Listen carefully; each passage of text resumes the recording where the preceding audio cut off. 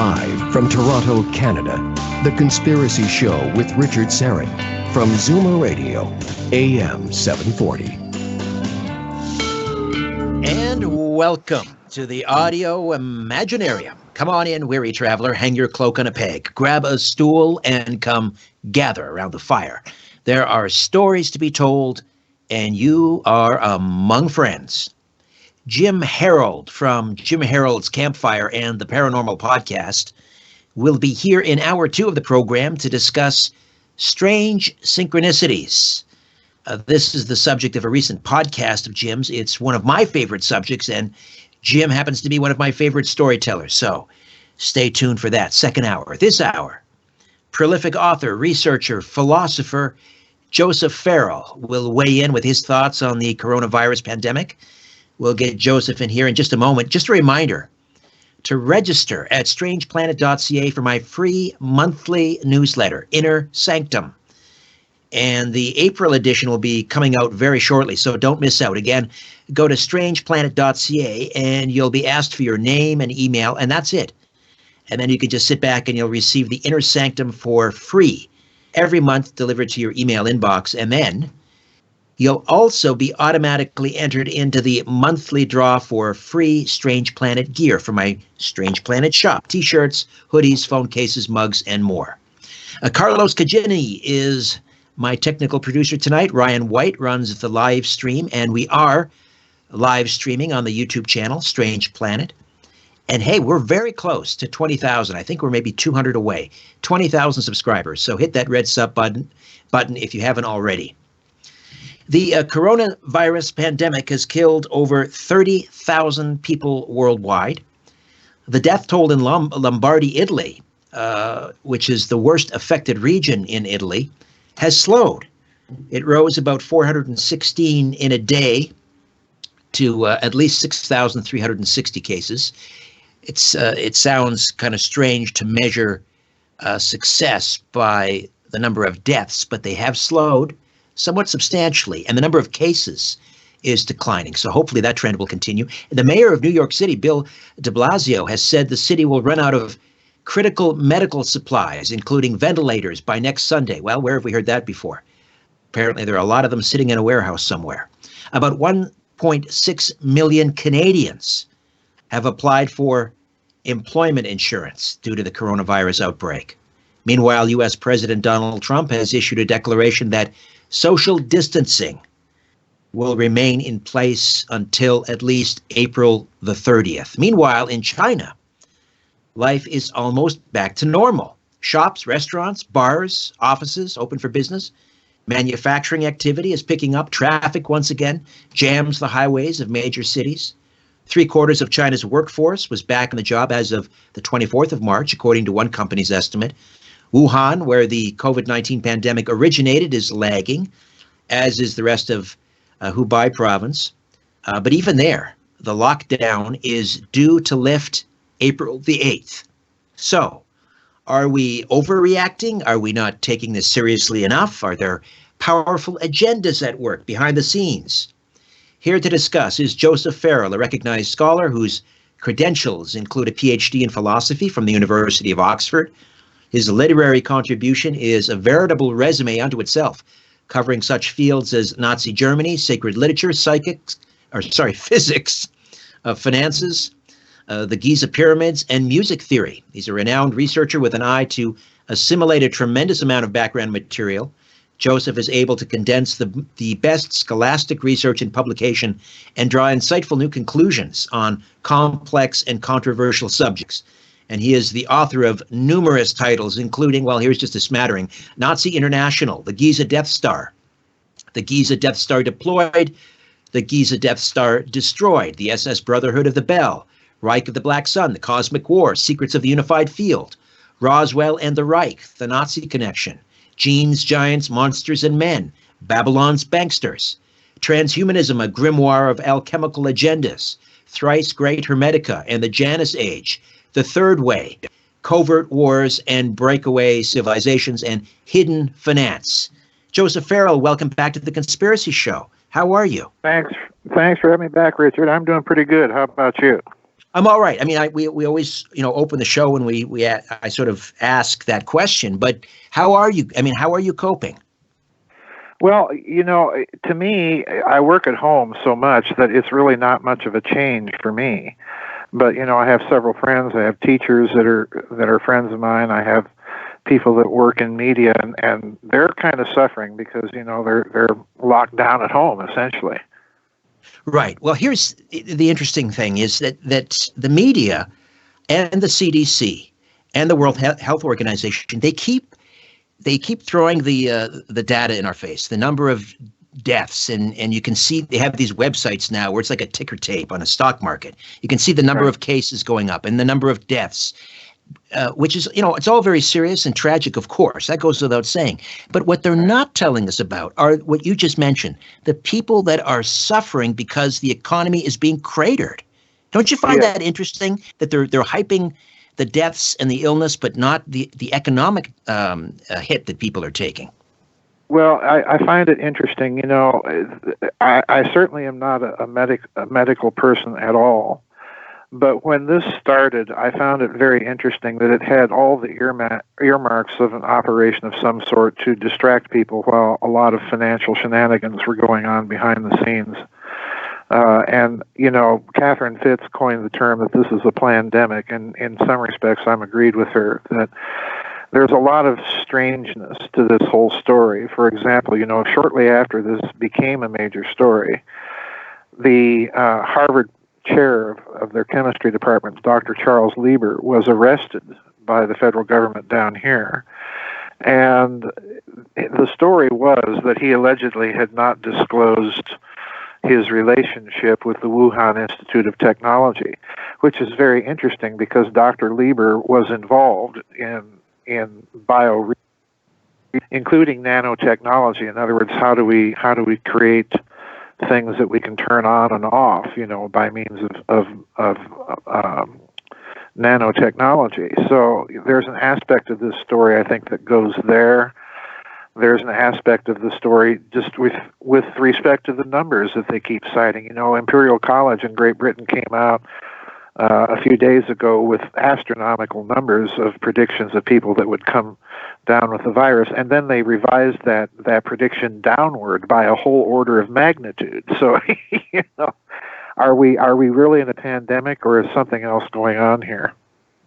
Well, I want to pick up on a couple of points. One, you mentioned the Harvard professor. We had a somewhat similar story up here. We have a microbiology lab in Winnipeg, Manitoba. I believe it's a level 4. And obviously, this is where a lot of these dangerous viruses are stored and studied. And there was a Chinese national, 2 of them, I think, and several of their students who were, I guess their security clearances were withdrawn and they were escorted out of the building.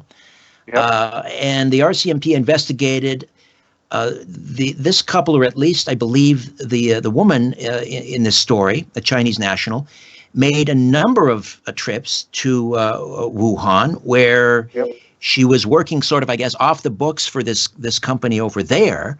So then the question is, were they somehow stealing technology, sharing technology, stealing information? That kind of lines up with what you're saying. Yeah, I believe so. If I recall the story correctly, Richard, the RCMP determined that they were involved in some of that coronavirus research. And, that story broke, I think, just a few days prior to the arrest, or right around the time of the arrest of Dr. Lieber. So there's an aspect of this story that doesn't make much sense to me. And the way I'm kind of viewing it from what's the news available down here is that this is some sort of operation to cover a lot of financial shenanigans. And we see this going on already.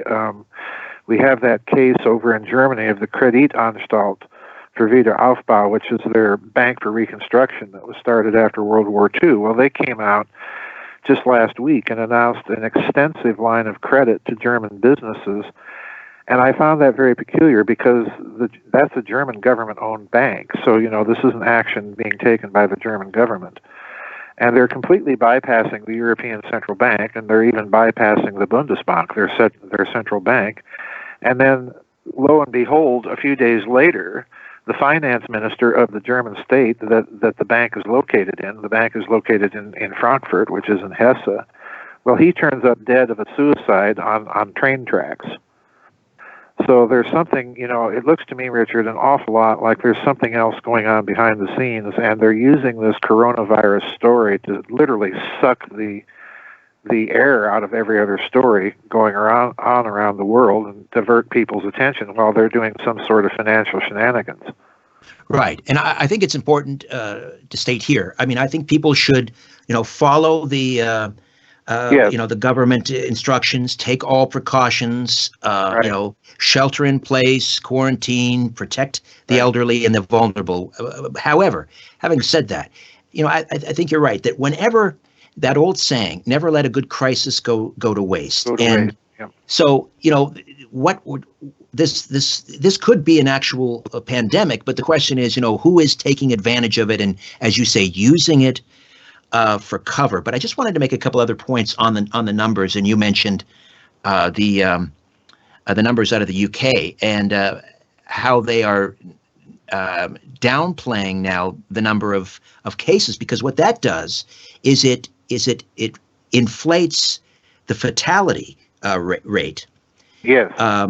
And so, for example, Anthony Fauci, who's kind of the White House face of this the pandemic management, if you will, Tony Fauci just wrote a piece last month, I guess, in the New England Journal of Medicine, and he said that the cases are being perhaps by several orders of magnitude downplayed. In other words, there could be far more people that are asymptomatic or have mild symptoms, and so that as the number of cases goes up, then again, the fatality rate goes down. And so what we may end up having here is just a very typical, well, I shouldn't say typical, a severe influenza, which happens, we had one in 1957, we had one in 1968, but we didn't shutter the economy back then, did we?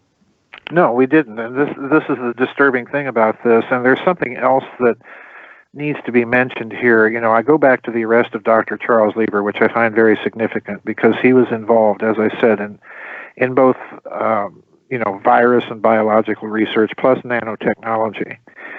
And the outbreak of this thing, if you look at certain places like Italy where you have this outbreak, you also see coordination with places where 5G has been installed and implemented. That's also true of Wuhan in that province. And it appears to me like there might be a possibility here in this story that a multitude of vectors are being covered by coronavirus. In other words, we might not be looking just at a coronavirus problem. We might be looking at other things that are being called that for convenience sake, because the vector of this thing is really very, very problematical. We don't know who patient 1 was or who patient 0 was. We don't really have a good vector of how this thing developed, and the Chinese obfuscated things so badly at the beginning of this thing that it's hard to tell.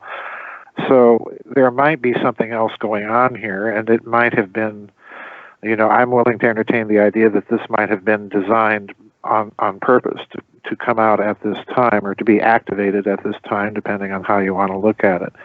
But it's all very mysterious. And the other problem with these numbers, Richard, is that the tests, the initial tests that they were using for the coronavirus were oftentimes reporting false positives. So even the numbers here are badly obfuscated. So this story is shot through with problems top to bottom, and that's what makes me think that this is, in part, at least an operation, or at the bare minimum, as you say, a crisis that they're not letting go by without doing some other things, a crisis of opportunity. Joseph Farrell, my guest, the author of, so many books, the Giza Death Star series, of course, Babylon's Banksters, Covert Wars and Breakaway Civilizations. And Joseph, incidentally, are you still doing the YouTube show, News and Views from the Nefarium? Oh, yes, absolutely, yeah. And when are those live, or when can we see those? Well, I do them live, but I don't have any set time to do them. Usually I do them sometime on Thursday. And if you sign up or get a subscription to it, you'll get a little notice that I'm going live. But I don't have any particular time of day I do them. I just do them when I'm ready on Thursday. News and views from the Nefarium. Just go to YouTube and then search Joseph Farrell, and or go to GizaDeathStar.com, and I'm guessing you've linked to it there as well. Oh, yes, absolutely. Giza, Giza, DeathStar.com. Getting back to the data for a moment, I obviously we'll touch on some other matters, but Candace Owens, who happens to be one of my favorite conservative commentators, an incredibly talented young woman, tweeted out an interesting stat, I thought, and I don't, she seems to have done her research on this. Apparently, if you were to die from heart disease in the United States, and about 1,000 people a day die from heart disease in the United States. If you were to die, and the post-mortem showed you were even asymptomatic but still had a coronavirus, you would be added to the coronavirus death stat, if you will. Right. Which I find very interesting. How many other people, people who have other comorbidities, pneumonia or diabetes or kidney failure and all of these things, people that would probably be passing away at some point in the not too distant future, they are added to this list. So that may be inflating the numbers. It's hard to say really what's going on. Yeah, this is the part that bothers me, Richard, so much about this whole thing is that they're playing with the numbers. And if they're playing with the numbers and promoting a meme, basically, of hysteria and panic, which I don't know, I can't speak for the media up there, but it certainly seems that way with the media down here. It seems to me that that's another indicator that this is an operation, that they've designed something to accomplish a lot of objectives that they want to get accomplished. And we can talk about those later in the show, because I think there's certainly some geopolitical fallout from all of this. Right. Now, if it was, you mentioned Catherine Fitz dubbing this a plandemic. In other words, it was planned, so it was engineered. I mean, obviously, if you're going to design a bioweapon that's designed to do massive damage in terms of fatalities, you wouldn't use a coronavirus because yes, it's pervasive, but it's not particularly lethal. So then, if it was planned, the idea here was not designed as a bioweapon to kill, but just to disrupt. Is that the idea? Right. Yes, that's precisely the idea, and that's precisely what I think is going on. Because if you look at this, the country that is hardest hit geopolitically, just in terms of the implications, is going to be China. And, we've seen for years now, China building out its Silk Road project and so on and so forth, and maneuvering with many other countries to get off the dollar reserve system. And this virus is going to, I think you're already seeing it happen in some places. It's going to make countries pull away from China. So, and Xi has kind of doubled down on this himself by stating that this is a bioweapon, and we're going to have to respond in kind. So this is already isolated China to a certain extent, and it's cracking apart that Chinese-Russian nexus, and in a way, I think, has forced Russia to choose between China and Europe, so to speak, which it appears Russia has done by the massive amount of aid that they've just sent to Italy. So there's going to be some geopolitical fallout over the long term from this thing, and I think China was target number one at the top of the list. It's interesting because someone on Twitter pointed this out, and I wish I had the person's name. It was a very astute comment or observation. Two of them, actually. One was that the contagion did not spread in China. As far as I know, there were no cases in Beijing. So that's curious to me, yes, as this person pointed out. And secondly, there was some video footage, news footage of President Xi going to Wuhan, wearing nothing more than a surgical mask. Here he is on the front lines, walking around with a surgical mask, which seemed very curious. And this Twitter, the person who tweeted this out pointed out, well, compare that to Vladimir Putin, who put on the entire hazmat suit when he did the same thing. Right. What did Z know? What did President Z know? Did they already have the antidote? Did they already have the vaccine? Right. Because they were the ones that created this? I don't know. What do you think? Well, I think a rule of thumb for any sort of biowarfare is you don't release anything like that without having a vaccine or a cure ready to hand. So, it could be that Xi did know something at that stage, and I think his announcements recently that this was a bioweapon of some sort and that they're going to respond in kind is an indication that they had some intelligence on all of this. But the other aspect of this that bothers me immensely, Richard, is this 5G connection that's making the rounds on some internet discussions of this whole story. Because if you reflect back a few years ago, you recall those stories of birds dropping out of the sky, stone cold dead in Tennessee, and then there was another episode in the American state of Idaho of birds just dropping out of the sky. Well, at the time, we were told that these birds had suffered some sort of sudden onset bird flu. And I blogged about this in the last couple of weeks. Somebody sent me a paper, and I put it up on my website, about electromagnetic means of inducing death in populations. And lo and behold, some of the symptoms that result in the pathology are mimicking the symptoms and signs of flus and influenzas. Joseph, I'm just going to jump in here. Joseph, we'll pick up on this on the other side. Joseph Farrell, my guest. Key bono, coronavirus, right here on The Conspiracy Show. My name is Richard Serrett. Don't go away.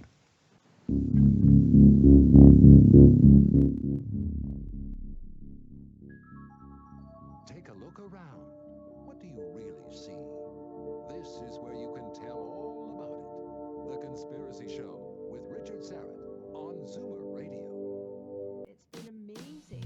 I want to welcome a brand new sponsor to Conspiracy Unlimited, and I couldn't be more proud to be associated with the good people at Hero Soap. It's owned by veterans, and their products are outstanding. Their soaps contain no chemicals, dyes, or fragrances, and they come in these really cool resealable packages, so you can take your soap with you on the road instead of using those gross hotel soaps, or take it camping. I'm using the Peppermint Cool Soap, and the moment I started lathering up, I felt a cool, refreshing, and tingly wave wash over me. I felt more clean, more refreshed, more alive. And not only does my body feel refreshed, I feel good on the inside, knowing that the Hero Soap Company supports veterans. Sign up for the hassle-free monthly auto ship, and you'll never run out of quality natural soap again. And you'll save 10%. Plus, for every soap purchased through the subscription, one soap is sent to deployed troops around the world for free. If you want to get clean and feel refreshed and support veterans all at the same time, check out Hero Soap at herosoapcompany.com. herosoapcompany.com. Look for the banner ad at strangeplanet.ca/conspiracy show and in the episode notes for this podcast. Hero Soap. Let freedom clean. Tours.ca. Guided tours expertly crafted. Hi, I'm Cherry Tabb, co-founder of the Herzig Eye Institute. In support of public health efforts, we have put a pause on elective surgery at our Toronto and Ottawa locations. I and my Herzig Eye Institute staff remain available to you online and by phone to schedule future appointments and to help you stay up to date and safe. Your health is what matters most to us. Google High Definition Vision and sign up for my blog so we can stay connected. Look after yourself. Promise me.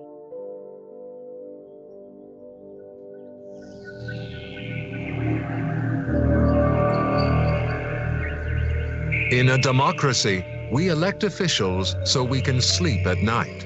So why are you up?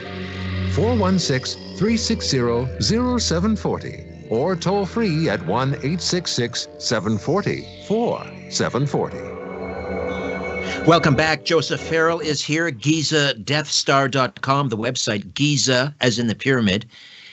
GizaDeathStar.com, and from there you can link up to his YouTube channel, News and Views from the Nefarium, and new episodes typically on Thursdays, but tons of information at GizaDeathStar.com. All right, before the break, you were talking about how 5G, this new iteration of digital technology rolling out, and Wuhan is kind of at the epicenter for that, and then coincidentally at the epicenter for the coronavirus outbreak. And you were saying that there were certain symptoms, sensitivity to electronic sensitivity and so forth that some people have.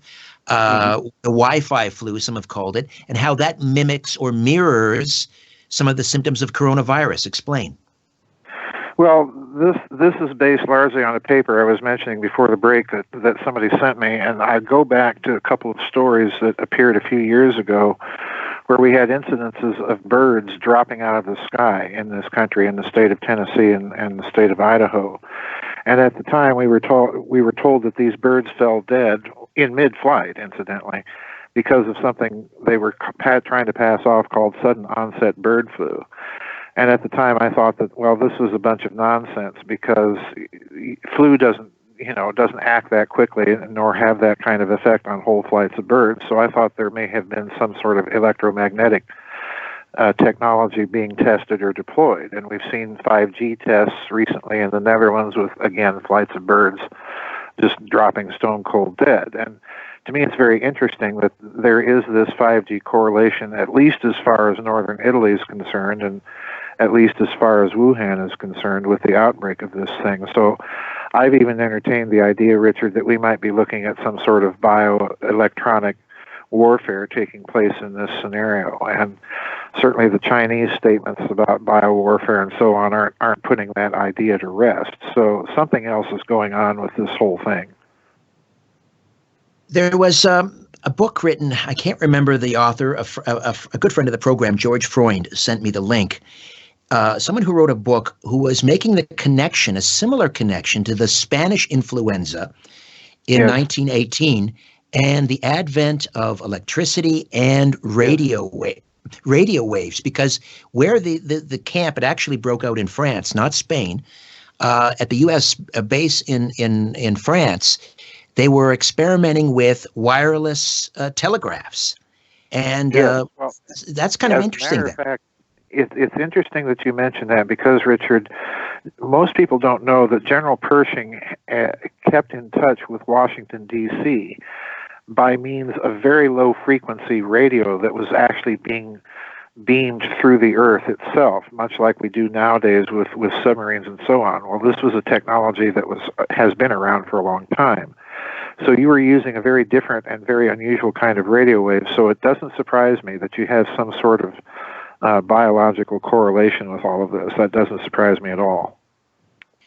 All right. So do you think then that the coronavirus is being used as cover because the people that are behind rolling out 5G, they don't want to alarm people because it's going to be so pervasive in our lives. It's the internet of everything. Everything will have 5G. So in order to not, panic us over that, they're saying, well, no, it's not 5G, it's this coronavirus. Is that what's happening? That could very well be, because I don't know about what the stories are up there, but there are stories down here that while this virus story is going on, many American schools are being converted as we speak to 5G. So there is that connection, at least in the way that they're using this as a story to get other things done. Right. Now, another good friend of the program, media scientist Nelson Thal, was on my podcast last week, suggesting that another agenda at work here, again, not that the coronavirus isn't real, but it's being seized upon and used perhaps even by President Trump to bring down, or at least to attempt to bring down, the Federal Reserve. In other words, all of these checks that he's going to be issuing, and incidentally, he's insisted that his name be on them, which I think is a stroke of genius. But all of these checks, when they are redeemed, is it possible that they will be U.S. Treasury notes and not Federal Reserve notes? What do you think of that? Oh boy, Richard, you really hit something there. This is a story that's making the rounds down here quite a bit. And let me give you my suspicion. President Trump came out during one of his press conferences and announced that if there were going to be corporate bailouts, big corporate bailouts, that this time around he wanted the government to have equity stake in those corporations and that there would be no buybacks. And I suspected at the time, I just commented a couple days ago on another show about this precise issue, in fact, that my suspicion is that his real target there is precisely the Federal Reserve. Now, as far as I can tell, that has not happened yet. However, there have been provisions in some of these relief bills about the U.S. Treasury owning those equity stakes. So in other words, if, and I'm underlining the word if that is true, then what you're seeing happening is they're moving the liabilities, the debt, to the Federal Reserve, and they're moving the assets to the Treasury. And if that's the case, that's a huge and significant step. But again, we're going to have to wait for more details on this as it comes out. But if the indicators are pointing in that direction, and I think they are, then we're in a huge financial reset in the midst of all of this. So let me just see if I understand that. They're shifting the debt to the Fed, right, and the assets to the U.S. Treasury. Right. So that's the way it looks to me, judging on the base of all the articles I've read about this thus far. That's the way it appears to me. But again, I underline it's a mighty big if. If that were the case, how would that sink the Fed? Well, it sinks the Fed by effectively, basically, kind of making it a front for the Treasury. In other words, you're kind of merging.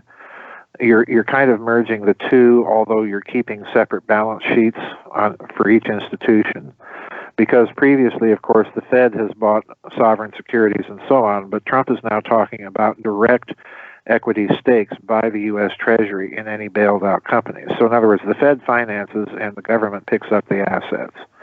And if that's the case, that is a major reshuffling of the deck chairs on the ocean liner of U.S. finance. It would be a huge thing to do, and there's already people out there saying that this has already been done. I'm not quite so convinced of that yet, but there are those indicators out there. Would that also mean that that President Trump would nationalize large portions of the debt? It looks to me like what this may be being seized upon as a crisis of opportunity is the following. If the government ends up, let's say, owning equity stakes in Boeing, which has been very hard hit by this coronavirus story, in addition to its problems with the MAX 80 aircraft, if that's the case, what this means is the government, by virtue of its equity stake in corporations, would be able to tell those corporations it's time to move your manufacturing back here. So in other words, it would give the government, it would give the Trump administration a direct ability to carry out the policy that he's been trying to carry out in reshore industry. And, if you can pick up equity stakes in the Federal Reserve along the way, so much the better. Would there be a reset on the price of gold? Oh, I think so. I think you're looking at that right now, Richard, because there appears to be a huge divergence now between paper gold and actual gold that's going on in the markets. And another thing that's been very interesting, I just saw an article today that a lot of commodities markets are planning to go completely electronic, just like the New York Stock Exchange did. And, going completely electronic means that they're able to reshuffle ownership of massive amounts of equity or commodities, literally in the blink of an eye. So there is something going on here financially that they're using this as a crisis of opportunity to get a lot of things done very, very quickly. All right, Joseph, another time out. On the other side, a short segment. Sure. We'll continue our conversation. Joseph Farrell, GizaDeathStar.com. Back with more in a moment. Stay with us.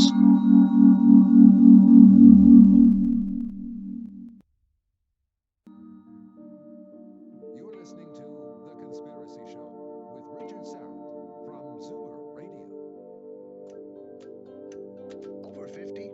It's time to take the at-home colon cancer test. Why? Because colon cancer is 90% curable when found early. Plus, testing is really easy. Just My My Strange Planet shop is filled to the rafters and bursting with great gear. Check out the Toxic Male and the Protect Our Power Grid t-shirts. My personal favorite right now, though, is my line of t-shirts celebrating carbon dioxide, the miracle molecule that makes life possible on our planet. But there's more than just t-shirts. There's mugs, phone cases, great hoodies and sweatshirts, tote bags, stickers, and more. The proceeds from the Strange Planet shop goes to support the work I do here. They help make this podcast, Conspiracy Unlimited, and my weekly radio program, The Conspiracy Show, all possible. So, get on up to my Strange Planet shop today. Just go to strangeplanet.ca. Remember, Christmas is coming. It's a strange planet. Get the gear.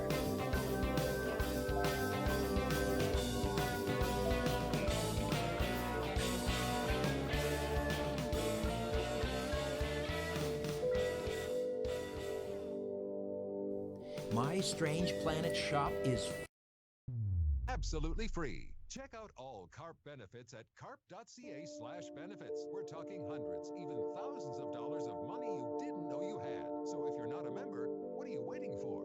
Just how many pensions did you leave in the UK? One company pension and one personal pension. You should transfer them over here to Canada, you know. I've been meaning to. If you're 55, UK to Canada pension transfers will move your UK pensions for you. What's that, love? Sorry, love, did you say something? It's so simple. Go to movemypension.ca. Who's she? No idea, but doesn't she sound lovely? Movemypension.ca, the experts in transferring UK pensions to Canada.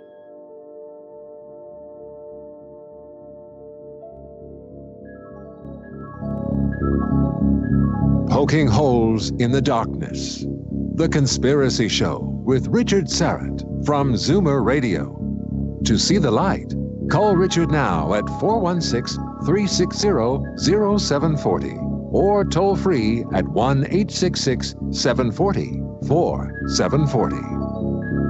just a reminder coming up at the top of the hour.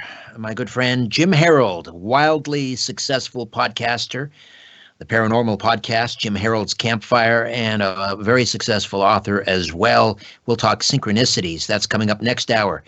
And next week on the program, documentary filmmaker Ali Siadatan will be here to talk about the coronavirus from a biblical perspective, from a prophetic perspective. And then in the second hour, Craig Webb from the Dream Institute in Montreal will be here. All right, we'll continue along with Joseph Farrell, GizaDeathStar.com, the website. Don't forget his YouTube channel, News and Views from the Nefarium. So I wanted to ask you, we were talking about some of the other agendas here at work using the crisis as cover. But before we get back to that, something just occurred to me I forgot to mention, and that is, in terms of, who may have been responsible for this. Before Christmas, North Korea's strongman, Kim Jong-un, do you remember this? He said he's going to deliver a Christmas present to America. Yep. Remember that? Yep. What do you think? Yes, I do. Is that a coincidence, or is he involved, perhaps? Well, I don't think it's a coincidence. Whether he's involved in it or not, I don't know. But right after that period that he made that announcement, I think it was within 2 or 3 weeks, shortly after this coronavirus story began to break out, Richard, there was another very unusual story, and that was the interception of about $900,000 of counterfeit $1 bills. And in fact, it was intercepted up there in Canada. And it was apparently an interception that was jointly conducted by the RCMP and American Intelligence. I forget which agency it was down here. But these were counterfeit $1 bills that were coming into this country via Canada from China. And what I find interesting is that the counterfeiters chose to counterfeit $1 bills. Normally they would counterfeit 20s or 50s or 100s, but these were $1 bills. And this occurred right as this coronavirus broke out. And there was nothing in the story that mentioned, these bills had been infected or things like that. But it occurred as this story was going on. And I have to wonder if, in fact, there was some sort of biowarfare going on with that via North Korea. And the reason I say that is because if you dig and scratch long enough about North Korea, you'll run into stories about the Koreans being used by the CIA to counterfeit American money. There's even been stories that they have the plates for American $100 bills, and you have to dig long and hard for these stories, but they're out there. So nothing right now, Richard, with regards to this story would surprise me. Absolutely nothing. So in terms of using the pandemic as a cover to paper over, an economic meltdown, right. Certainly that happened during 9/11. Right. Is that also at work here, that there was that they saw a collapse coming and that this was used to paper over it? Yeah, I think we have to consider that as part of the many objectives of this operation, if indeed it's an operation. I tend to think it is. But even if not, even if it's a crisis of opportunity, they certainly are behaving in that fashion. And while we're at it, we can look at other things that this operation has also done.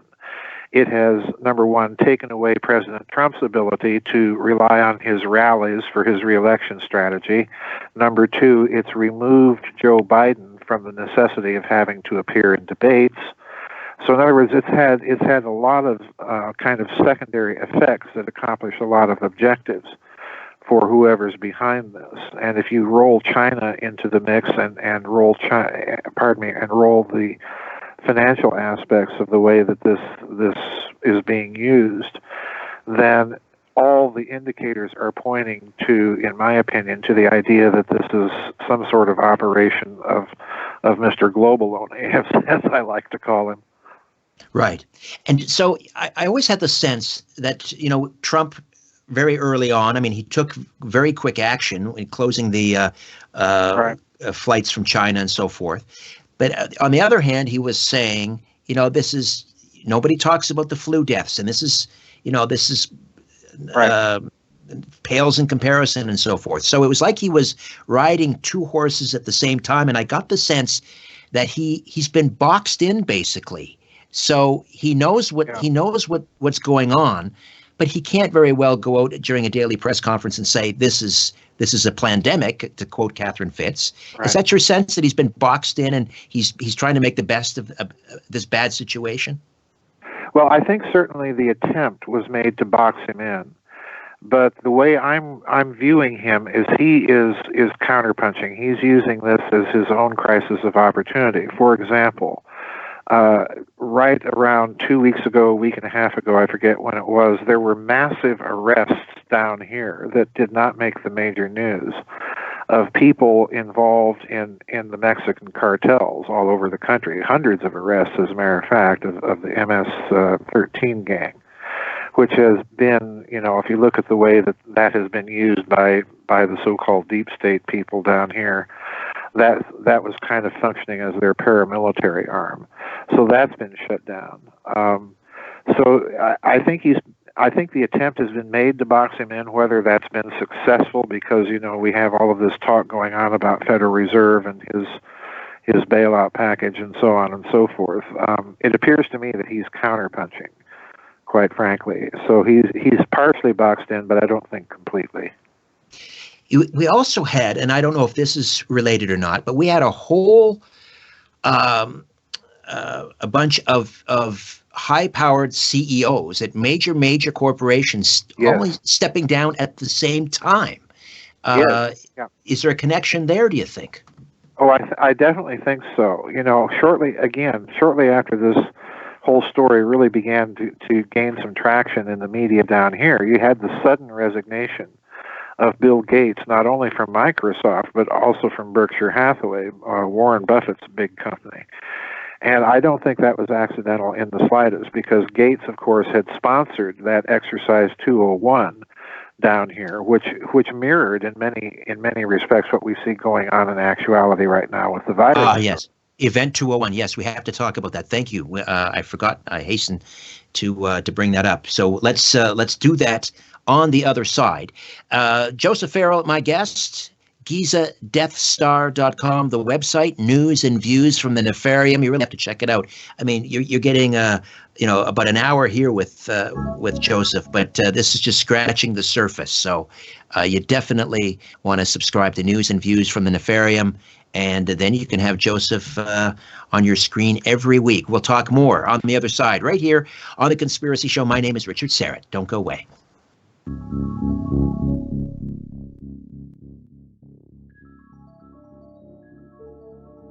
Different views make great conversation. This is The Conspiracy Show with Richard Serrett on Zoomer Radio. To speak with Richard live, call 416-360-0740 or toll free at 1-866-740-4740. Living with chronic pain changes everything because it changes how you see those things you do every day. If you want to support my work here at Strange Planet, please consider becoming an official donor. It's easy. Just go to patreon.com/Strange Planet. There are several donation tiers to choose from $1 per month to $50 a month.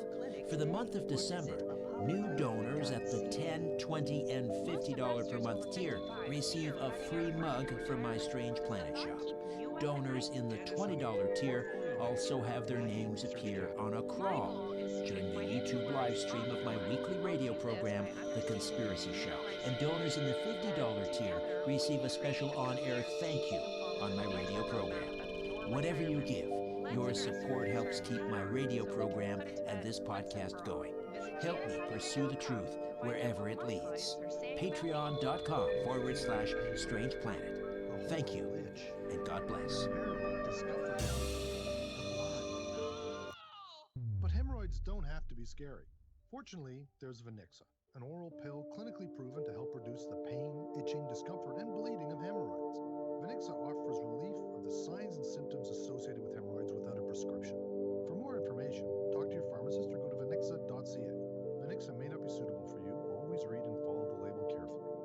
Open the windows, let in the fresh air of spring. Pollock's Carpet Market says there's no better time of year to install new hardwood flooring. Pollock's Carpet Market? Yeah, also all the top quality loose lay and clicking vinyl plank floors, all waterproof. Pollock's Carpet Market is one of the best places to get a great floor at great prices and more than just carpets. Pollock's Carpet Market on Roncesvalles Avenue. I'm definitely going. Smart choice. Pollock's really is the best place for all your flooring needs, and they install everything they sell. Pollock's Carpet Market!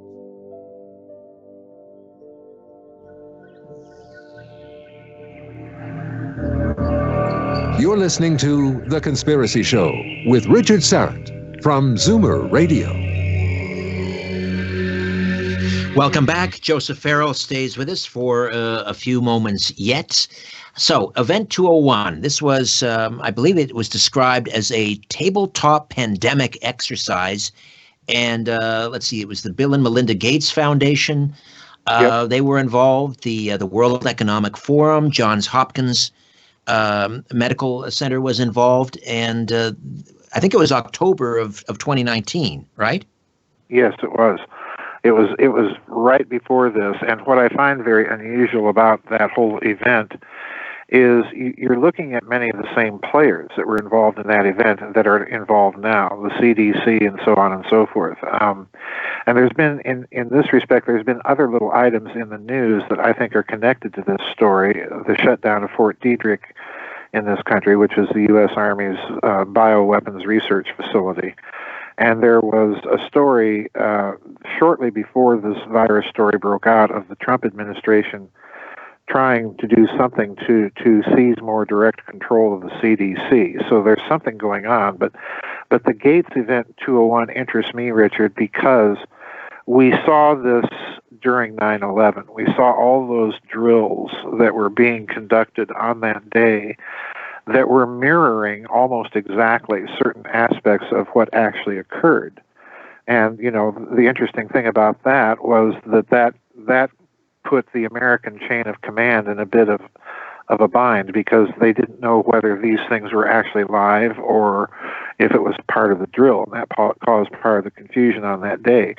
And Event 201 looks to me to be something similar in that respect. And then all of a sudden, after this whole story starts to break out, people start talking about Event 201, and then suddenly Bill Gates resigns, both Microsoft and Berkshire Hathaway. And the reason I think the Berkshire Hathaway part of the story is interesting is that Warren Buffett on 9/11 was located at Offutt Air Force Base, the center of America's nuclear forces command.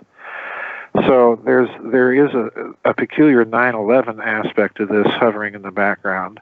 And then additionally, it's important for people also to remember that the U.S. government recently awarded its JEDI contract to Microsoft. And then after this virus story started, the government pulled back and said we need to reassess this and whether or not we want to award the whole contract to Microsoft. So something is going on here that we're not being told, in my opinion, about why he resigned so suddenly. It's related to this JEDI contract. I think it's probably related to Event 201, but they're not telling us what it is yet. The CDC, how would you assess their role in this? They were awfully slow getting the testing done. What's going on there? Well, that's anyone's guess, Richard. I'm as mystified by their behavior as you are, and part of it goes to this other thing that we discussed previously. What exactly are the numbers? Are these tests that the CD is putting out any good? We've been hearing reports of false positives and so on, and the numbers keep fluctuating. As you pointed out, Dr. Fauci, who certainly has his connections with that institution, is talking about the effects of the numbers of downgrading numbers and increasing percentages of deaths and so on and so forth. So, this whole story is being obfuscated at almost every level, and that's what bothers me about it. I think it's a telltale sign that we're looking at a media-driven op of some sort here. So I'm as mystified as you are, and I suspect that this story about the Trump administration trying to get tighter control of that institution previous to this outbreak might have something to do with this story. But again, I don't know what. It's almost the opposite of what happened in 2009, and have to credit Cheryl Atkinson, an investigative journalist, fiercely independent, fantastic a journalist. And she was the one that sort of broke the story that the CDC, this was the swine flu epidemic of 2009, and they stopped testing. They stopped testing people, and they claimed they stopped testing because they said, well, it's so widespread now, there's no point. But when she asked them to provide the numbers of cases, they dragged their feet, even though that information belongs to the public. So she went state by state. She gathered the information herself, and what she discovered was that very, very few people were actually testing positive for influenza. Right. This is what bothers me here, Richard. And again, I go back to not only the false positives on some of these tests. The test apparently is not reliable, but I go back to something else that I mentioned earlier in our conversation, and that is, it looks to me, when you put all of this together, it looks to me like coronavirus is a cover story for something that is in part coronavirus, but may not be in its entirety the same thing. So we might be looking at other things going on here in terms of the illnesses that people are contracting. Because again, we have no reliable patient zero for this. We've got obfuscated data coming out of China, and on it goes. We've got numbers that are inflated by Imperial College and then later revised a magnitude downward. So, what really is going on here? We don't know from 1 week to the next because of the stories that the media is pumping out. And it's a wonderful laboratory, too, for what do you call the globalists, Mr. Globaloni? Yeah, Mr. Global baloney, yeah. Because they're sitting back and they're watching how so many people are almost welcoming this quarantining and almost celebrating martial law, in effect. Don't you find that kind of disturbing? Oh, I find it extremely disturbing.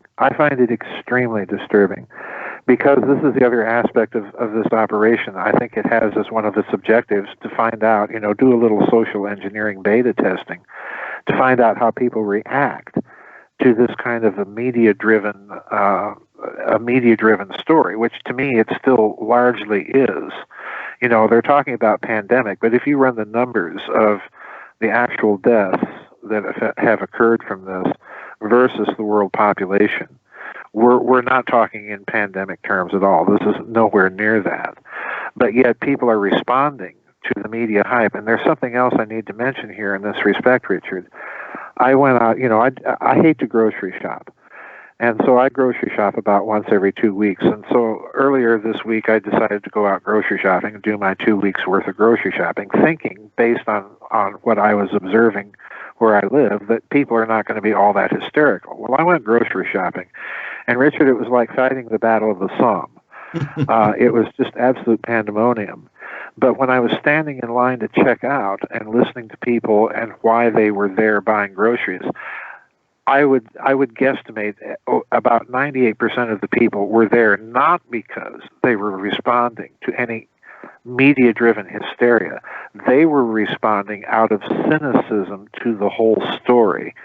In other words, there was nothing political about it. There was nothing hysterical about it. They were just responding to the government and to the narrative itself out of a sense of cynicism and, well, we better stock up and get ready for something because this doesn't make any sense.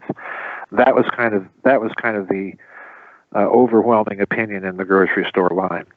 Interesting. So if this is kind of the beta test, what are they going to, the next pandemic that rolls around, what are they going to lay on us the next time? Are they going to say you have to download this app so that we can track you?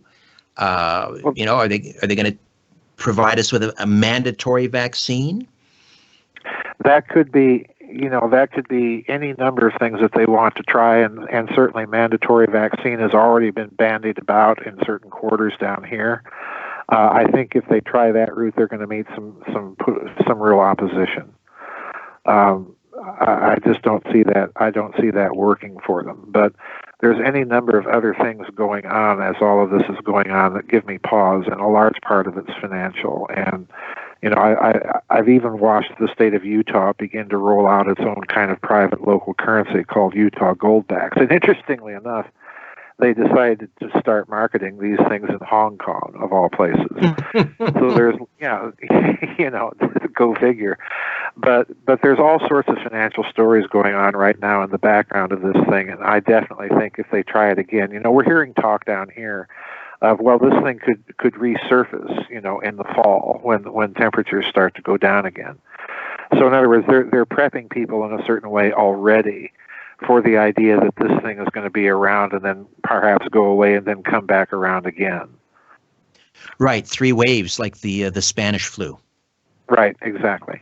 Exactly. Well, yeah, that's going to be interesting because as President Trump, I thought, so astutely observed, America is not designed to be quarantined. And Americans and Canadians, we're an industrious lot. We want to get out and we want to work. How much longer are we going to put up with this? That's the big question. Joseph, always an immense honor and pleasure to have you on. Thank you so much. Thanks for having me back on, Richard. Giza, deathstar.com, the website. Jim Harold is next. Synchronicities, right here on The Conspiracy Show. My name is Richard Serrett. Stay with us.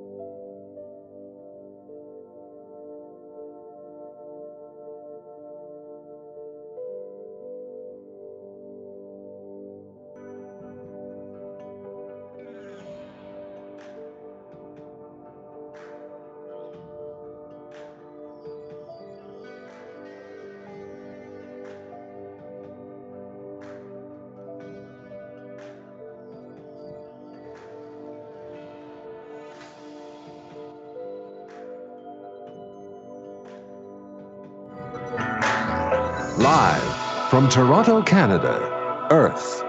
The Conspiracy Show with Richard Sarrett on Zoomer Radio. Thanks for inviting me into your home, a long-haul truck, RV, camper, taxi, your parents' well-appointed rec room with the simulated wood paneling, electric fireplace, and the painting of dogs playing poker, your loft, that greasy spoon just off the interstate, and your cabin in the woods. A big how-do to all of you sheltering in place and listening in on our flagship station, AM 740 and 96.7 FM, Zoomer Radio here in Toronto. Hiya to those of you tuning in on one of our affiliate stations across North America.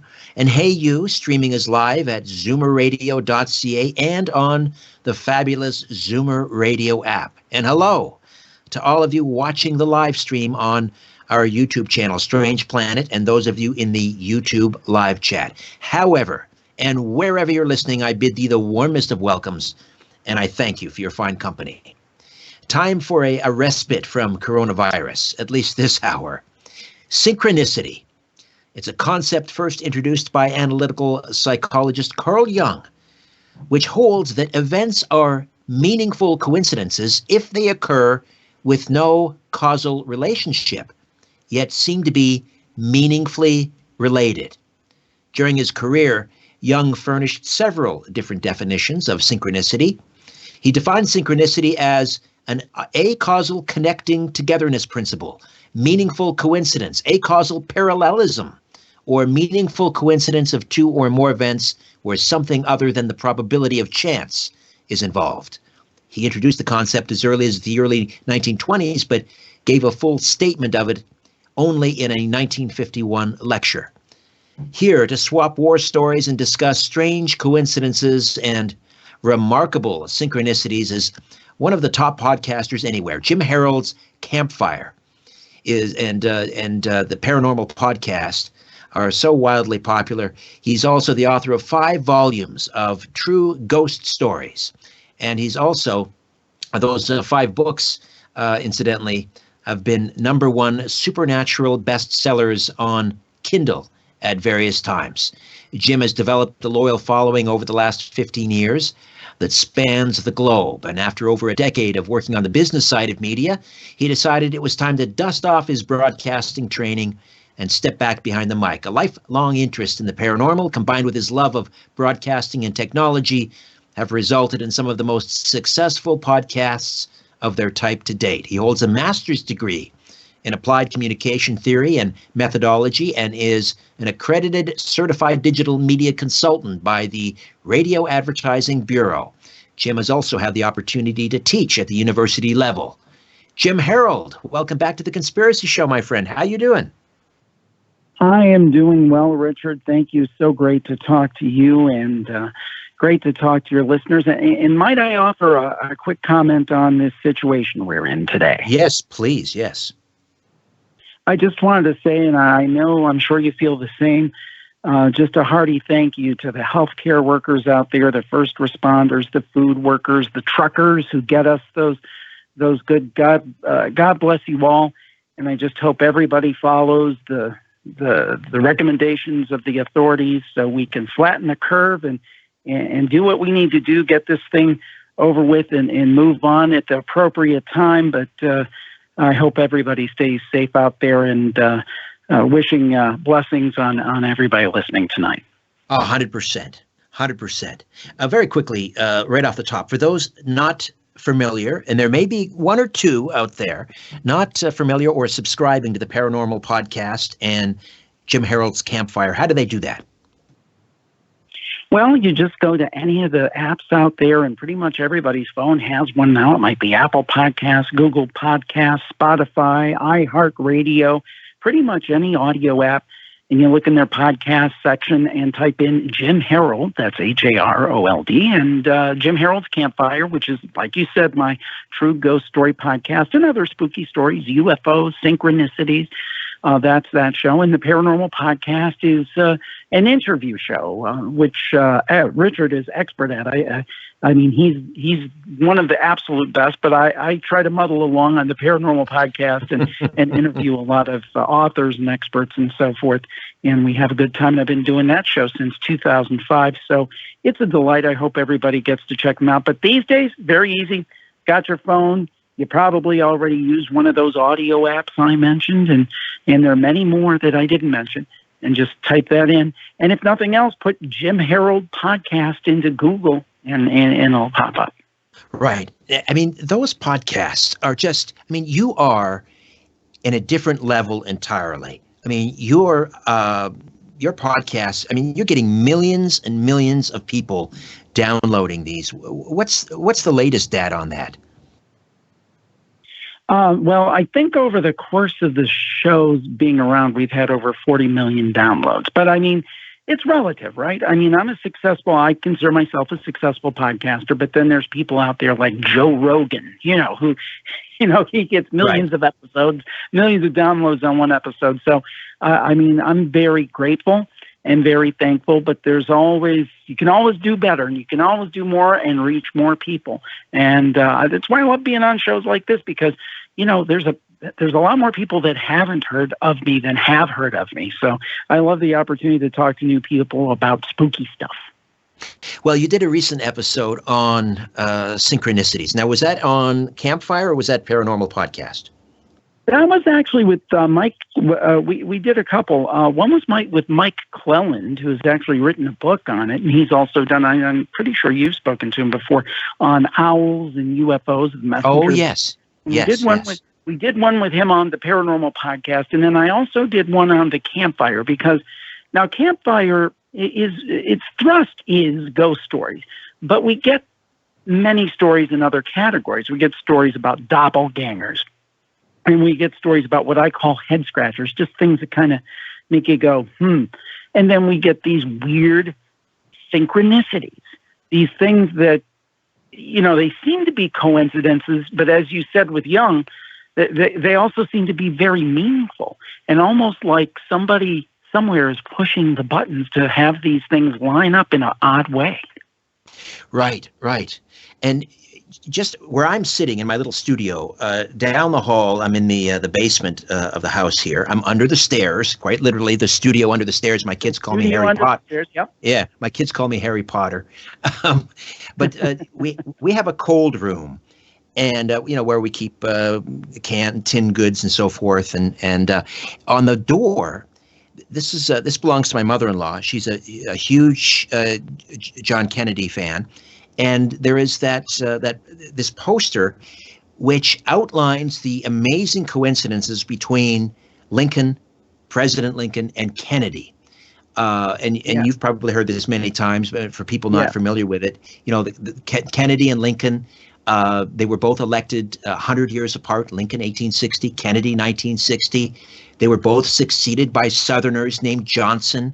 And the two Johnsons were born 100 years apart. Both assassins were born 100 years apart. Booth in 1839, Oswald in 1939. Both assassins died before they could be brought to trial. Lincoln's assassin, he committed the assassination in a theater, and he was surrounded in a warehouse. Oswald supposedly shot from a warehouse, and he was captured in a theater. On and on and on, and it goes. Yeah. Do you have like a favorite one from history, one of these strange synchronicities? The one that came to mind just as you were saying that is, are you familiar with the wreck of the Titan? Oh, yes. This is a great one. Yes. So this was I believe it was a novella written in the 1890s, and it was about this ocean liner that sank in the North Atlantic after hitting an iceberg. And there were all of these interesting details about it. There weren't enough lifeboats for all of the passengers. It was 800 feet long. And there was thing after thing after thing that was the same. I believe the Titan was said to be, this fictional Titan was said to be unsinkable. And the odd thing is you have this work of fiction written in the 1890s, and then a short 14 or so years later, you have a very real event, the sinking of the Titanic, which was also said to be unsinkable. Right. It also sank in the North Atlantic after striking an iceberg. Yeah. Some people call that predictive programming. Is that coincidence? Is there something else at work there? Is there some time travel involved? I don't know. I mean, I can only speculate, but perhaps it's that things are kind of floating in the universe. And I'm sure you've heard, and our listeners have heard tonight, the idea of a writer, whether it's a writer of a fictional work or a song or whatever it might be, that things just come to them. They don't know where they come from. Or somebody is writing a work of fiction and the characters seem to take on their own lives. And the author wants the character to go right and he takes a left. And it seems like to me that in these creative kind of projects, we're tapping into a larger consciousness of some type. So maybe these things that are yet to be are floating around in that consciousness, and perhaps we're tapping into them. This is just idle speculation. I mean, I don't know. I haven't done research to figure this out. This is just something that has occurred to me that maybe that's part of the reason. Another similar example, I think it was Jules Verne, I may be wrong on this, that talked about a moonshot, going to the moon. And it talked about taking off from Florida. And the ship was called the Columbia. Well, I believe the capsule was called Columbia for that first that Apollo mission, the first one to land on the moon. So I guess what I'm saying is that I think these authors in these cases are tapping into some kind of collective consciousness. Now, the other types of synchronicities, and I can share a couple of those, I think that they're maybe, a higher power, maybe helping engineer things to our benefit. I think that's also a possibility in some cases. Right. The other example, and again, some people call this predictive programming, Dean Koontz, who's a fabulous writer. Yeah. In fact, when I open the show and I say, welcome to the Imaginarium, the word Imaginarium, it's a made-up word. It was made up by Dean Koontz, and it's featured in one of his novels, and I forget which one. I just added the audio. So it's audio Imaginarium. But in one of Dean Koontz's novels, and I think it was from 1981, Eyes of Darkness, and he writes about a pandemic that would start, I believe he actually named Wuhan. He said he named the amount of, the number of deaths and the number of people infected. He said it would disappear and then it would return in 2030. But I believe he actually named the date as well. I think he said 2020, and he named Wuhan. I mean, come on, what is going on there? Yeah, that was really weird. Now, I believe I have read somewhere, and I don't know if this is accurate, but I read that in the original edition of that book, that it had been Gorky in Russia that it emanated from. But then in a later edition in the 90s, which is still, it's still predictive, it was changed to Wuhan. And maybe that's because of the relationship with, the former Soviet Union and then not being, the deal with Russia not being so adversarial, not quite as adversarial as it was with the Soviet Union, then that was moved to China.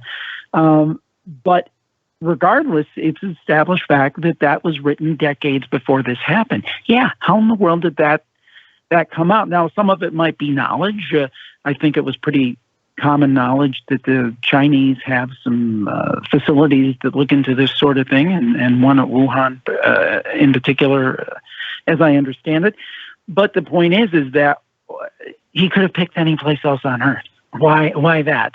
It almost seems like you're tapping into something. You're tapping into this collective consciousness, and maybe this kind of like a premonition kind of thing. And it is amazing. And it's real. Right. It happens. We just mentioned 3 examples of it. Now, what about on Campfire? Do you get people calling in from time to time with amazing coincidences or strange synchronicities that you can share? Oh, yes. Actually, one of my favorites is from a Canadian, and this was quite a number of years ago. She talked about going to, and this had been in the early 80s, I think, going on a honeymoon with her husband, and they had family, I believe it was in Hungary. And anyway, it was this very long journey. And, they had to take like planes, trains, and automobiles, if you remember that old John Candy movie. Terrific movie. And it was this long, long trek. And they get to this place, and this man picks them up at the train station, and they're staying like, it sounded like a private home. I don't know if it was a cousin or whatever it was, but they didn't. This wasn't somebody that they knew well. But they had some kind of acquaintanceship, familial relationship. But anyway, they get there, and it's a very kind of modest apartment, nothing super fancy, but they're very happy to have it. And they have 2 beds. And the honeymooners say, "Well, it's okay. We don't care because we just want to sleep. We're not interested in romance tonight." And they're exhausted. But then the woman gets this very intense feeling. She said, "The bed over there that my husband's supposed to sleep in, I need you to move it next to mine."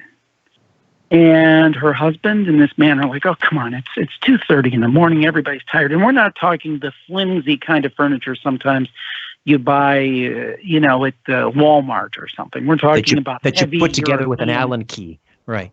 The kind of furniture you put together with an Allen key, not pressboard. This is like heavy old furniture. Sure. So, and she demands it. She says, "You have to move it." She didn't know why. So anyway,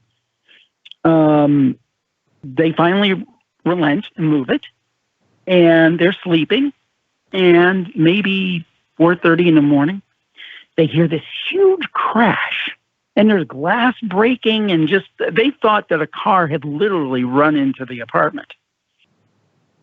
They turn on the light, they're stepping over glass. They look, there was a huge, huge bookcase that was on the wall, stand up full of books and heavy leaden glass and all of these things that fell exactly where that other bed was that they moved. Had her husband in there, he would have been killed or seriously injured. And the funny thing was when, the gentleman who, it was his home or his unit there, he ran to see what was going on. And he said, "Oh my gosh, that bookcase has been there as long as I can remember. I was a small child that was there. That has never moved ever. And that particular night, it fell down. What are the chances?" And that's what I said. I said sometimes I think, and I know different people have different beliefs about a higher power. I know you're a man of faith. I'm a man of faith. I may not be a good Christian per se, but I am a man of faith. I do believe in higher power. I think sometimes somebody's watching out for us. And I think that's an example of one of those times. Right. Maybe a guardian angel. Hard to say. Yeah. And then we categorize it as a synchronicity. Averting disaster. It kind of reminds me, we mentioned Lincoln earlier, the Lincoln and Kennedy connection, which is phenomenal. But with Lincoln's assassination, I don't know if you've heard this story about Lincoln only had one son, one child that survived, Robert Todd Lincoln. And a couple of months before John Wilkes Booth assassinated Abraham Lincoln at the Ford Theater, Robert Todd Lincoln, Abraham's son, he was waiting on a crowded platform. He was waiting for a train in Jersey City, New Jersey. And he suddenly loses his footing, and he falls beneath this slow-moving carriage of this departing train. But he's pulled to safety at the last minute before any harm can come to him, and he turns to thank his rescuer, and he's surprised to see it was the well-known actor Edwin Booth, the brother of John Wilkes Booth. Wow. So here we have wow. The brother of the assassin saving the son of the victim. It's incredible. Incredible.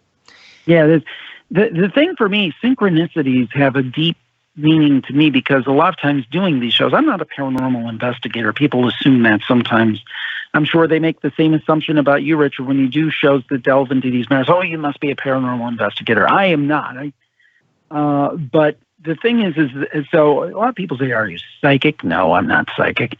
Have you seen a ghost? I don't think I've seen a ghost per se, but I have had a lot of weird synchronicities in my life. One that happened to me that didn't save my life, but was very personal meaning, had personal meaning to me, happened about 3 years ago. I was on a paranormal cruise where, they have these events where they have speakers who come on and people sign up to be a part of the group. And I was one of the speakers on this. I was with Rosemary Ellen Guiley, the late, great Rosemary Ellen Guiley, and Micah Hanks. Oh, yes, I just thought she was the greatest person. And anyhow, I had a little cold. So this was a day at sea where we were all giving our presentations in a little conference room. And it happened to be by the casino for the ship. And I was getting ready to go on. I said, I'm going to go running to the little cafe here and get some coffee to kind of warm up my throat a little bit here. Jim, I apologize. I gotta cut in here. We're gonna break. We'll come back. All right. We'll get back to the paranormal cruise as you're heading towards the casino. Jim Harold, my guest from the Paranormal Podcast and Jim Harold's Campfire. Back with more on the Conspiracy Show. Stay with us.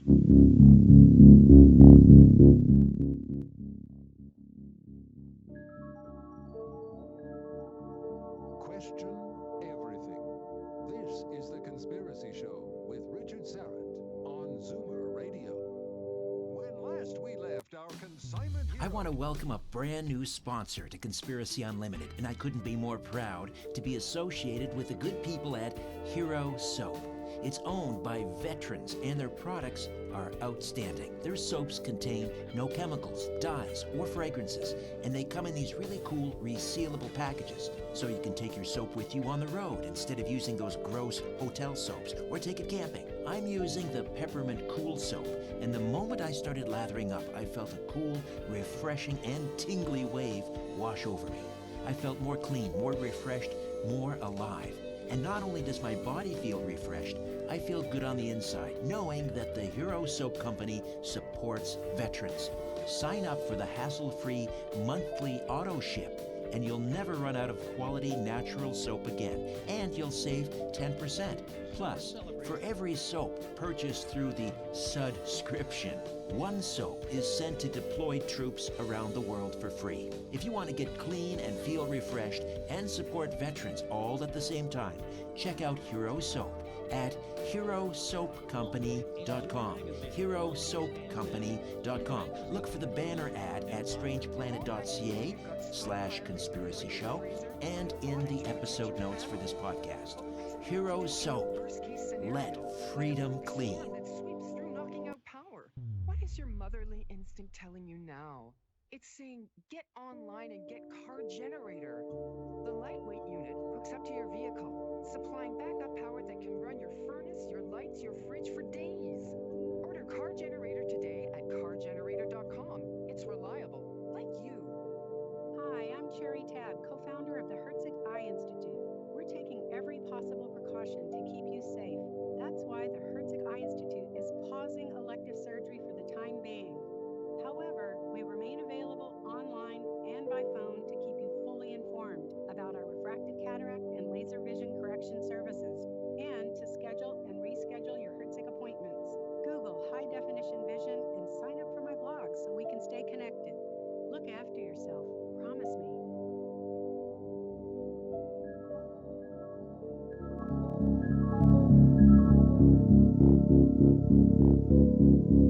Shaking the world and seeing what falls. This is The Conspiracy Show with Richard Sarrett from Zoomer Radio. Welcome back. Jim Harold from the Paranormal Podcast and Jim Harold's Campfires and True Ghost Stories, Volume 1 through 5. And I believe he's working on Volume 6 as we speak. No kidding. During the break, he's actually typing out Volume 6. Anyway, Jim, apologies for the interruption. You were just in the midst of sharing one of your personal synchronicities. So you're on this paranormal cruise with the likes of Micah Hanks and Rosemary Ellen Guiley, God rest her soul. And you're taking a stroll through the casino. Yes. And I see one of the attendees who was with us, nice guy. He was playing one of these games that they have the claw that goes down, like you might see at a retail store in the lobby or a Walmart type store that gets the stuffed animals. But in this case, he was playing and it was going for money. And it had an odd significance to me because my uncle had passed a few years earlier, and he loved to go into stores and play these crane games where you would get a stuffed toy. And I just had a very present thought of him. He would absolutely love being here. He would love to play that game. And to think that he could try to get money, he liked the sport of it. So he would spend $10 to get a 99-cent toy to give to one of the kids. So anyway, and honestly, he was like a second dad to me. So it wasn't your average uncle relationship. It was more like a father-son. I was kind of lucky because I pretty much had two dads, but in that sense. And anyway, so his loss deeply resonates with me to this day. But nevertheless, so I'm thinking of him very intently, and I wish he were here. He would love that. And I felt very strongly about it. And Richard, I was stopped in my tracks shortly because a woman walks up right next to the gentleman from our group. She cups her hand to her mouth and she says, John. Richard, guess what the name of my uncle was? You got to be kidding me. Yeah, of course. Wow. To me, that's the definition of a synchronicity. It's meaningful and it's a coincidence. And to meet anybody else, I would think, and some guy walked up, I assumed it was her husband, but let's just say for a thought experiment that either my uncle or God or whomever said, we want you to know that he's thinking about you too. How many pieces would they have to put in place to make that happen? That gentleman from our group would have to decide to play that game. You know, it's down to when they put the game there, they put it in a place where I would see it when I would be walking through, and I happen to have that sore throat, which made me want to go get the coffee. That woman happened to be walking through the casino at that time, happened to get removed from her husband, who happened to be named John. I mean, it's just infinitesimal, the amount of little mini connections that had to happen to make that work at that given moment in time. Oh, it's spectacular. It's spectacular. Do you find when something like that happens to you, if you start paying more attention, and when something like that happens to you, you can't help but not start to pay more attention, that you start to find more synchronicities in your life? Yeah, I've had 3 or 4 big ones, and a couple of them have been life and death. One of but I do, it's kind of like when you buy a red car, you notice everybody has a red car. Right. I do believe that's true. But things have happened to me so strangely. And I think a lot of people have stories like this. I think this might be more common than a ghost story. For example, I'll give you one more that I think is very striking and could have been very striking in a very bad way for me. When I was dating my wife in, it's been 94. And I was living in a part of town that was going downhill, shall we say, but it was a working class area, an ethnic area. The name of it in the Cleveland area here was called Slavic Village. Okay. Anyhow, I just signed the papers to move out closer to who is now my wife. We weren't even engaged yet, but I had a feeling it was going in that direction, and it was closer to my work, and I was very young. So I thought, I'll move out there. It makes sense on a lot of different levels. But I was still staying in this old half of a house, A-frame house, to kind of set the stage in this working class area. And one night we go to, I get tickets from the radio station I was working for at the time.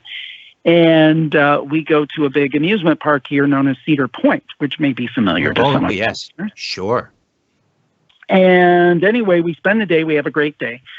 I'm driving home, and I'm going to drop her off at her house, which is about 35, 40 minutes from where I live. And she said, you know what? And she lived at home with her folks, very traditional family, Italian family, very traditional family values, all that stuff. And she says, you know, I'm really worried about you driving home. If you drive home, I think something bad's going to happen. I really think you need to stay over. I'll ask your dad if we could sleep on the couch and if he would be okay with that. And this is 1:30 in the morning. I don't want to wake the man. Plus, I mean, I've known these people a few months. I felt very, very awkward. And she said, no, I insist. And I said, okay, if that's what makes you feel good. So she asked, and he said yes, thankfully. So anyway, I sleep on the couch. Next morning, we have a nice breakfast, and it's like that even further solidified it for me. This is my future family. And drove back, and I was in a good mood, and I parked out front, and I pull up to the house, and I see the landlord's son, who lives in the back half of the house, standing across the street, pointing at the houses on our side of the street and talking to a neighbor. I walk up to him, and I say, well, what happened? What happened? And I think his name was Dave. What happened, Dave? He's like, I got to talk to you. There's been a drive-by. I'm like, there's been a drive-by? Whose house was hit by a drive-by shooting, for goodness sake? Our house. Oh, Lord. Turns out, and this is honest to God, I'll swear on a stack of Bibles, our house was hit by an AK-47, several rounds of armor-piercing rounds. And the police were astounded. They couldn't figure it out.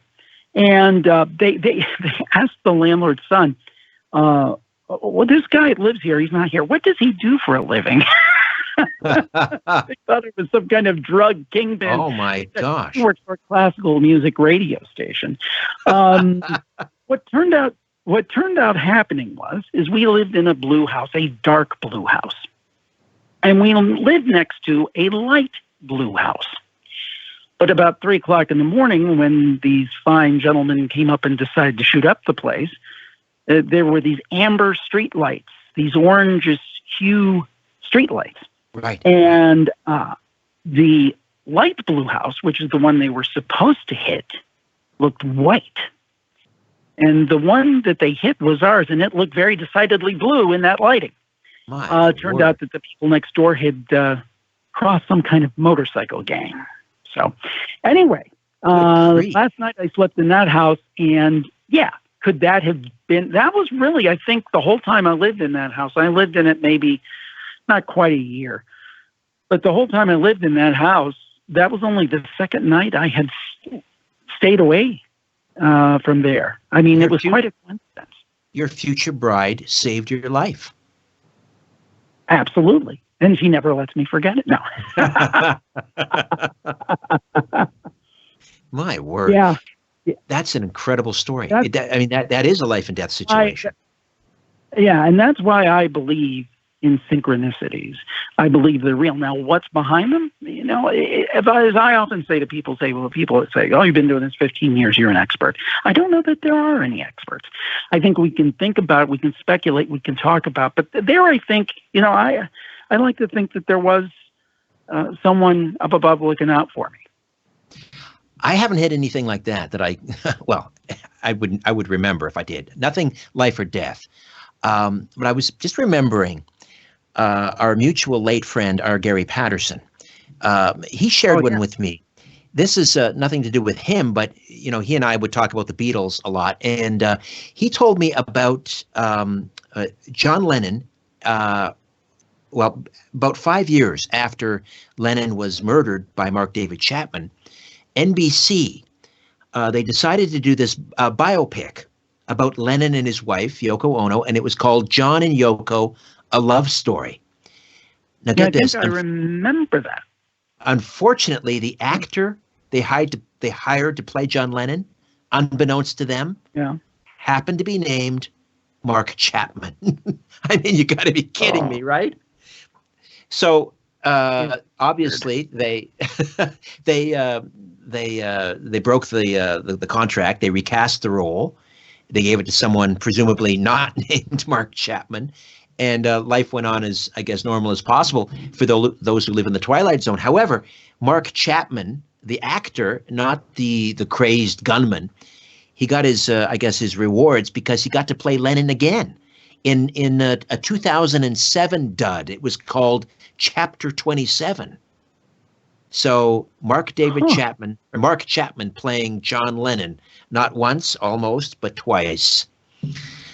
Unbelievable. That's definitely you got to be kidding me file. All right, Jim, we're going to take another quick timeout. We'll come back and talk some more about synchronicities. Jim Harold from Jim Harold's Campfire and the Paranormal podcast right here on The Conspiracy Show. My name is Richard Serrett. Stay with us. The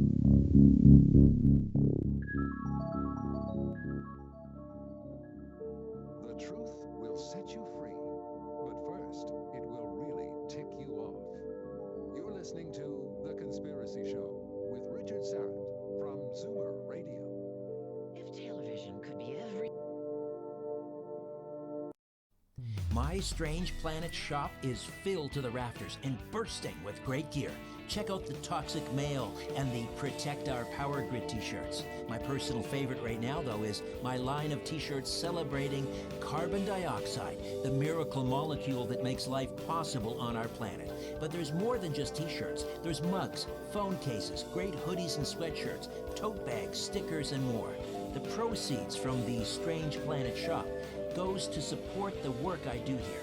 They help make this podcast, Conspiracy Unlimited, and my weekly radio program, The Conspiracy Show, all possible. So, get on up to my Strange Planet shop today.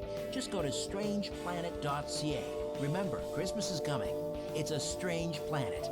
Get the gear.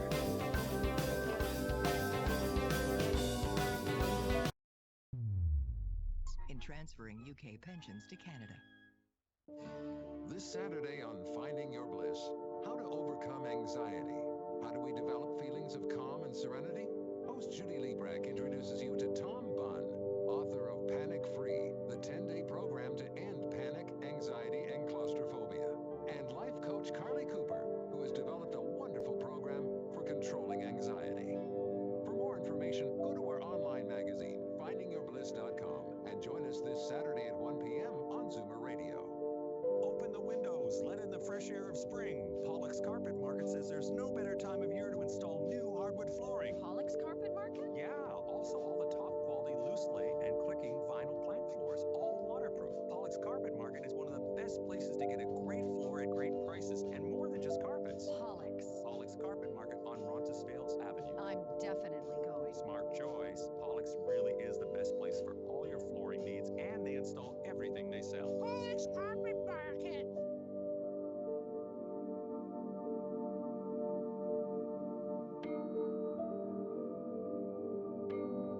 Don't be afraid of the dark. The Conspiracy Show with Richard Serrett from Zoomer Radio. To talk to Richard, call 416-360-0740 or toll free 1-866-740-4740. Yes, indeedy. We have opened up the phone lines. If you have a remarkable coincidence or a synchronicity you'd like to share with us, we'd love to hear it. Jim Harold from Jim Harold's Campfire and the Paranormal podcast, and 5 volumes and counting of true ghost stories. And I mentioned earlier, I'm guessing you're hard at work on volume 6, Jim? Yes, I am. I just want to tell your audience something real quick. Just today, I put up the second book on Kindle for free for a limited time. It was synchronistic that we happen to be doing this show tonight, but Jim Harold's Campfire 2, and I checked Amazon.ca, has it for absolutely free on Kindle, and if you don't have a Kindle, you can get the free Kindle app. I do that for two reasons. One, I wanted to kind of put something out there positive for people to enjoy at this difficult time, and honestly, it does raise the profile of all the other books. So I think sometimes it's possible to do good and do well, and at the same time. So I thought I'd put that out there. So I hope your folks get to check that out. That's the second book, Jim Harold's Campfire 2. Fantastic. Those are just doing remarkably well for you. So congratulations. And Volume 6, we'll look forward to that soon. Yeah. In the fall is the idea. Yes, around Halloween time. Terrific. And these are collections of stories from callers primarily to the Campfire. Yeah, basically every book, and they're not small books. I mean, they're not 600 pages, but usually they're about 230 pages, somewhere in there, and usually a compilation of about 70 stories. And what I do is I take a time period of the show and go through and kind of pick out what I think are the best stories, and we just kind of format them and clean them up so they flow well to read, and people really seem to enjoy them. I mean, they pretty much either have 4.5 or 5 stars on Amazon, and it's been a couple of years of various family things that came up where I could not get to the 6th book. It's been a couple of years, so I'm looking forward to having that out in the fall. People seem to like them. Is there a call that stands out over all the years you've been doing this?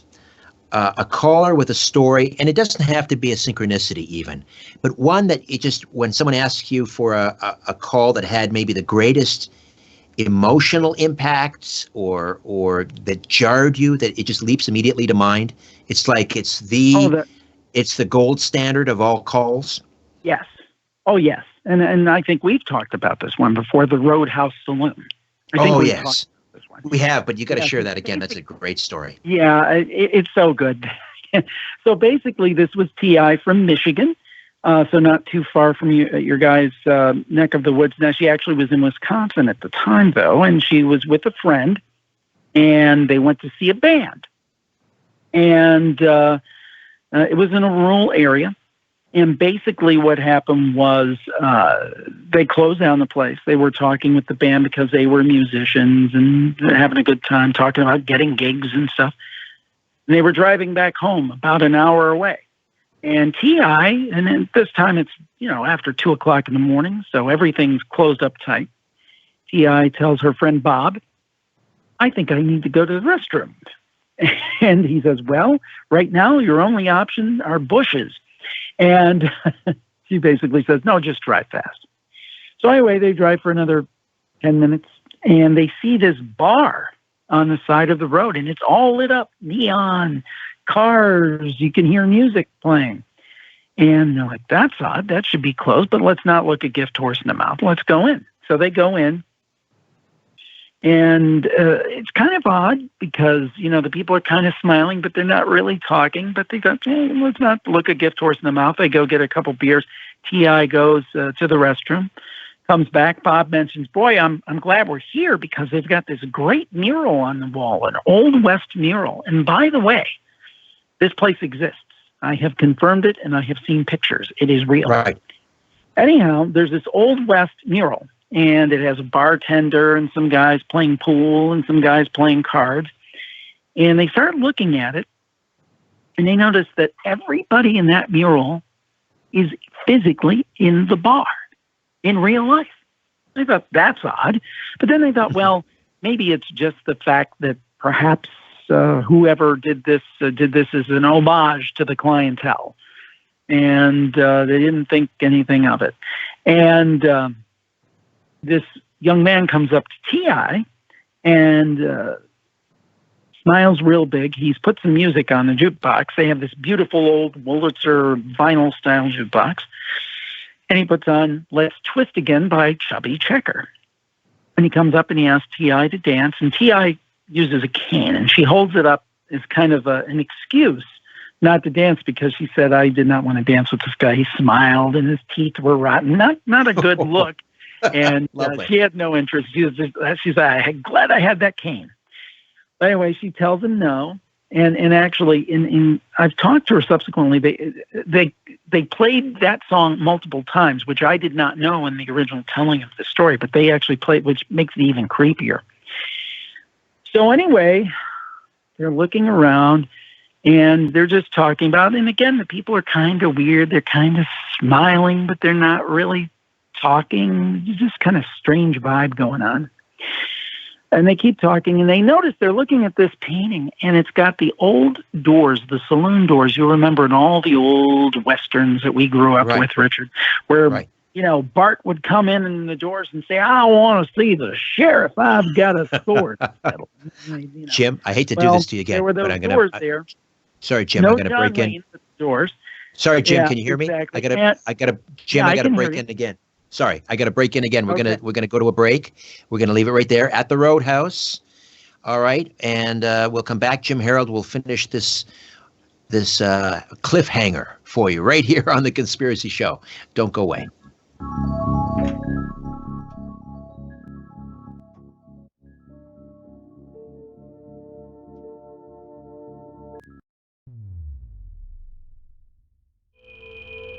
If you want to support my work here at Strange Planet, please consider becoming an official donor. It's easy. Just go to patreon.com/Strange Planet. There are several donation tiers to choose from $1 per month to $50 a month. For the month of December, new donors at the $10, $20, and $50 per month tier receive a free mug from my Strange Planet shop. Donors in the $20 tier also have their names appear on a crawl during the YouTube live stream of my weekly radio program, The Conspiracy Show. And donors in the $50 tier receive a special on-air thank you on my radio program. Whatever you give, your support helps keep my radio program and this podcast going. Help me pursue the truth wherever it leads. Patreon.com/Strange Planet. Thank you, and God bless.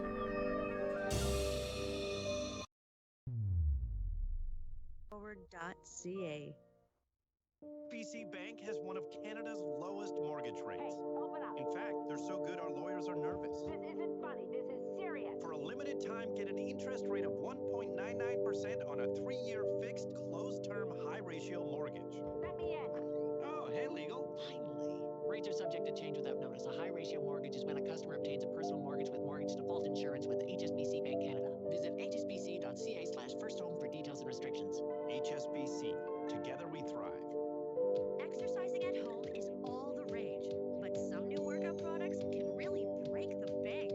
The bike, the mirror, and then the app for a steep monthly fee. I'm Angelica Scanura, host of the 22-Minute Workout. Why spend more to work out when you can subscribe for less to One TV? Access the best fitness shows on TV at your convenience all in one place. Call your cable provider today and ask for it. One TV, Bell Channel 1606 and Rogers Channel 265.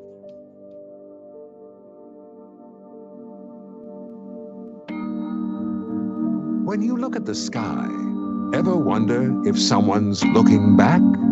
This is The Conspiracy Show with Richard Sarrett from Zoomer Radio. To speak with Richard live, call 416-360-0740 or toll free at 1-866-740-4740. We are back with Jim Harold. And Jim, you left us in a roadhouse, and this was a roadhouse that was open, what was it, 3, 4 o'clock in the morning? I'd figure about 3 o'clock in the morning from what I could tell.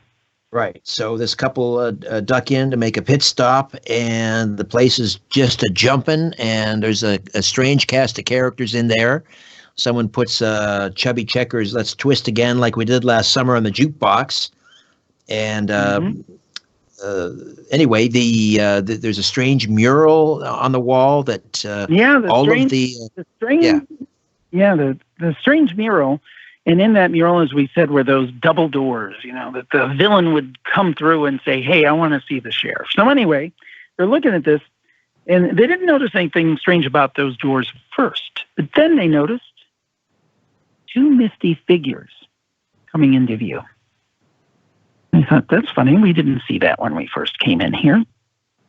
And they look at it a little more. It looks like they've even come into the picture more, like they're developing like an old-style Polaroid picture. Right. And they look, and one is taller, one is shorter. And as it becomes more apparent, one is a male, one is a female. The female has boots and curly hair. T.I. has boots and curly hair. And oh, yes, the female, she also has a cane. And as I said before, T.I. has a cane. At that point, they looked at each other and said, let's get the bleep out of here, I think is what T.I. said. They get out, and as they get up, the people are like beckoning back, like, come back, come back. But they don't, luckily for them. And they go out and they close the door. And T.I. described as total darkness. The place was shut up. No neon, no sound, no nothing, like it was totally closed.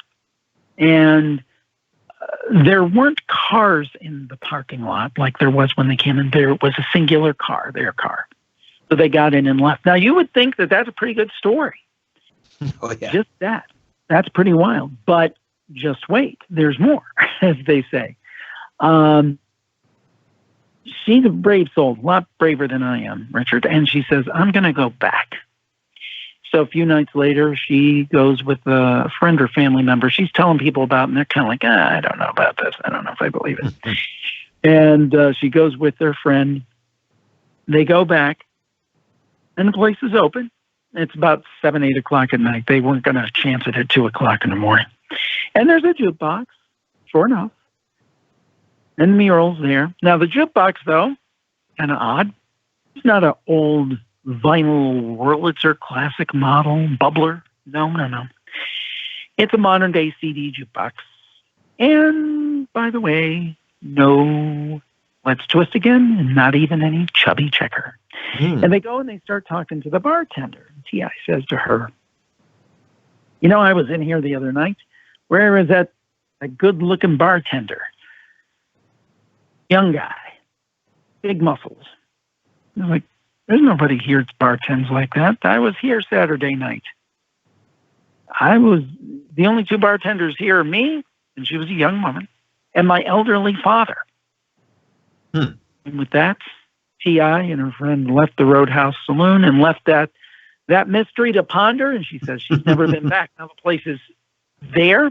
I've had multiple people go find it, take pictures of the mural, and somewhere on my Facebook group, and it's a big Facebook group with Jim Harold's virtual Facebook group, by the way, everybody, if you want to check it out, it's free. 19,000 members sharing their spooky stories. But anyway, they posted pictures of that. And yeah, it's a real place. I mean, you can look it up on Google. It exists. And that mural, the people that are depicted in that mural inside the Roadhouse, those were the regulars, the characters. Yeah. And they almost ended up on that mural. Well, you could take that conclusion. Let's put it this way. I'm glad that they left. I mean, the thing is that, you know, and this gets back to the idea of synchronicity. Sometimes, Richard, I think reality is so much stranger than we can even fathom. So what if there was some alternate universe or some kind of portal or something? I mean, I don't know. I'm like everybody else. I'm in the dark. I don't know.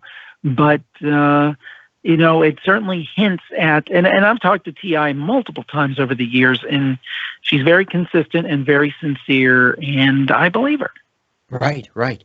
Somehow, let me see. Let's Twist Again last summer. When did that come out? 1962, 63, maybe? Something like that, yeah. Yeah, maybe they did go into a time slip or something and found themselves in that Roadhouse. It shouldn't have been opened at that hour, but it was, with an entirely different cast of characters. That's an amazing story. Yeah. Now, is that in one of the Campfire volumes? It is in one of them. I have to figure out which one it's in. I have to look real quick because I hate to say this, but sometimes they, you know, the different books, after you do 5 of them, they kind of run together. I think that might be in the second or third one while I'm looking here, and I'll have that answer for you in the next couple of minutes. No pressure. No, I just wanted to make sure it found its way into one of them. That's all. Let's go to David. Definitely is. David is checking in on the Conspiracy Show this morning. David, where are you calling from? Toronto. Welcome, David. Richard, I know Hi, you David. still owe me a beer from Judy Wood in 2016, September the 11th. Well, how are we going to fix that? I owe you a beer. That's right. I do remember that. From Dr. Anyway, Judy Wood, yes. So anyway, I've had a lot of experiences where I have precognitive events which would seem coincidental. I'm driving along in 1979 in a car, an old Honda Civic. My friend and tow truck operator says every time he's come to a collision, the driver's killed. So I'm coming up a hill and traveling about 50 miles an hour in those days. And I hear a voice from the back seat of my car saying, when you get over the top of the next hill, there'll be a car on the wrong side of the road. So I look around to see who's in my back seat. Nobody. And so I think, well, weird. So I slow down, and I'm coming across the hill at the top on the ditch on the right-hand side with my head as high as I can get it in the windshield to see over the top of the hill. And halfway down this long hill, where I imagine I would have been had I not slowed down, a car drifts right across into the other side of a 2-lane highway, where I imagine I would have been. And I don't have a head-on collision, so that's nice for me. I've Guardian angel. Sounds like a guardian angel. Other experiences like that, too. I don't know if we've got time for them, though. Yeah, share one more if you can. Okay, so I'm walking down the street. I found myself, this was on Queen Street in the Beaches, and find myself becoming oddly wanting to walk in kind of a martial arts pose. So I'm walking kind of martial artsy, and I come around a corner, and I look to my left, and there's these kids. 2 of them are holding the front of this monstrous elastic, and the one at the back's got a snowball, and he launches it at me, and I just move my head slightly to the side. The snowball barely misses my head, but and then I stand up, and I keep walking as if nothing happened. And I thought that's a teaching for them. Right, right. Another disaster averted. Yeah, but it comes to me physically rather than in a voice. Right, right. Fantastic. David, thank you for sharing. Okay, later, bye. One of these days we'll connect and I'll get you that beer. Jim, once again, how do people find Campfire and Paranormal Podcast? Yes, they can find it on all the podcast apps, Apple Podcasts, Spotify, iHeartRadio, Stitcher, any of them. By the way, the Roadhouse Saloon story is in Campfire 3, so it is in one of the books. And also, the hub for everything I do is jimharold.com. That's jimharold.com, and they can find everything there as well. And Richard, thank you again. It's always great to talk with you. Had a chance to have a beer when you were here in Cleveland last summer. It was a pleasure, and I hope we get to do that again sometime soon when the world gets back to normal. That would be great. Yes, indeed. When the world gets back to whatever we call the new normal going forward, I don't know that anything will ever be quite the same. I don't know. Maybe people won't shake hands the way they used to. I think there are certain practices that are going to change. What do you think? I think so. I think we're going to be like people who grew up in the World War II era. They thought before the war and after the war. And I think that's the way we're going to think about this. All right, Jim. In the meantime, you and your family, be well, be happy, and we'll talk again soon. All the best. Thanks, everybody. And as I say on my show, stay spooky.